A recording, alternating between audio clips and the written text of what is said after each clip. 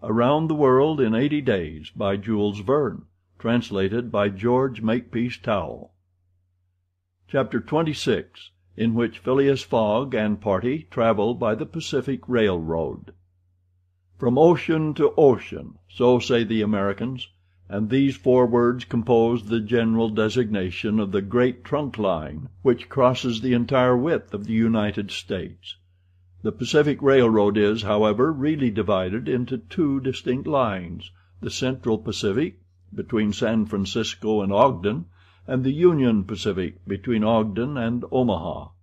5 main lines connect Omaha with New York.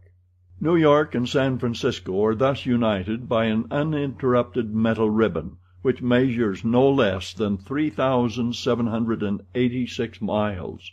Between Omaha and the Pacific the railway crosses a territory which is still infested by Indians and wild beasts, and a large tract which the Mormons, after they were driven from Illinois in 1845, began to colonize.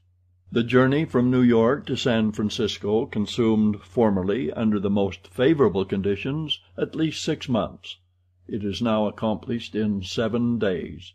It was in 1862 that, in spite of the Southern members of Congress who wished a more southerly route, it was decided to lay the road between the 41st and 42nd parallels. President Lincoln himself fixed the end of the line at Omaha, in Nebraska. The work was at once commenced, and pursued with true American energy. Nor did the rapidity with which it went on injuriously affect its good execution. The road grew on the prairies 1.5 miles a day. A locomotive running on the rails laid down the evening before brought the rails to be laid on the morrow, and advanced upon them as fast as they were put in position. The Pacific Railroad is joined by several branches in Iowa, Kansas, Colorado, and Oregon. On leaving Omaha, it passes along the left bank of the Platte River as far as the junction of its northern branch, follows its southern branch, crosses the Laramie Territory and the Wasatch Mountains, turns the Great Salt Lake and reaches Salt Lake City, the Mormon capital, plunges into the Tooele Valley, across the American desert, Cedar and Humboldt Mountains, the Sierra Nevada, and descends via Sacramento to the Pacific, its grade even on the Rocky Mountains never exceeding 112 feet to the mile. Such was the road to be traversed in 7 days, which would enable Phileas Fogg, at least, so he hoped, to take the Atlantic steamer at New York on the 11th for Liverpool. The car which he occupied was a sort of long omnibus on 8 wheels, and with no compartments in the interior. It was supplied with 2 rows of seats perpendicular to the direction of the train on either side of an aisle which conducted to the front and rear platforms. These platforms were found throughout the train, and the passengers were able to pass from one end of the train to the other. It was supplied with saloon cars, balcony cars, restaurants, and smoking cars. Theater cars alone were wanting, and they will have these some day. Book and news dealers, sellers of edibles, drinkables, and cigars, who seemed to have plenty of customers, were continually circulating in the aisles. The train left Oakland station at 6 o'clock. It was already night, cold and cheerless, the heavens being overcast with clouds which seemed to threaten snow. The train did not proceed rapidly. Counting the stoppages, it did not run more than 20 miles an hour, which was a sufficient speed, however, to enable it to reach Omaha within its designated time. There was but little conversation in the car, and soon many of the passengers were overcome with sleep. Passepartout found himself beside the detective, but he did not talk to him. After recent events, their relations with each other had grown somewhat cold. There could no longer be mutual sympathy or intimacy between them. Fix's manner had not changed, but Passepartout was very reserved and ready to strangle his former friend on the slightest provocation. Snow began to fall an hour after they started. A fine snow, however, which happily could not obstruct the train. Nothing could be seen from the windows but a vast white sheet, against which the smoke of the locomotive had a grayish aspect. At 8 o'clock a steward entered the car and announced that the time for going to bed had arrived, and in a few minutes the car was transformed into a dormitory. The backs of the seats were thrown back. Bedsteads, carefully packed, were rolled out by an ingenious system. Berths were suddenly improvised, and each traveler had soon at his disposition a comfortable bed, protected from curious eyes by thick curtains. The sheets were clean and the pillows soft. It only remained to go to bed and sleep, which everybody did, while the train sped on across the state of California. The country between San Francisco and Sacramento is not very hilly. The Central Pacific, taking Sacramento for its starting point, extends eastward to meet the road from Omaha. The line from San Francisco to Sacramento runs in a northeasterly direction along the American River, which empties into San Pablo Bay.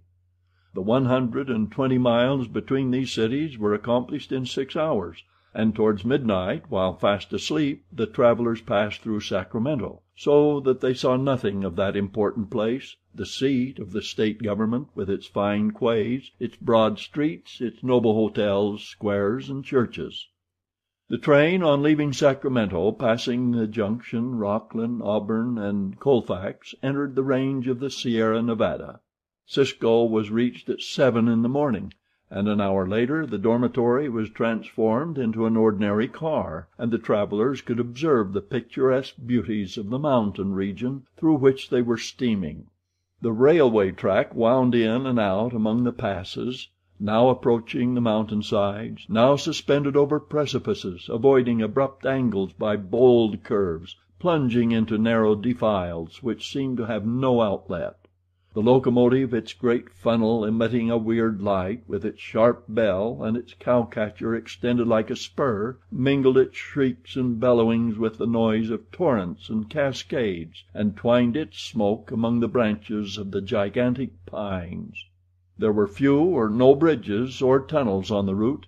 The railway turned around the sides of the mountains, and did not attempt to violate nature by taking the shortest cut from one point to another. The train entered the state of Nevada through the Carson Valley about 9 o'clock, going always northeasterly, and at midday reached Reno, where there was a delay of 20 minutes for breakfast. From this point the road, running along Humboldt River, passed northward for several miles by its banks. Then it turned eastward and kept by the river until it reached the Humboldt Range, nearly at the extreme eastern limit of Nevada.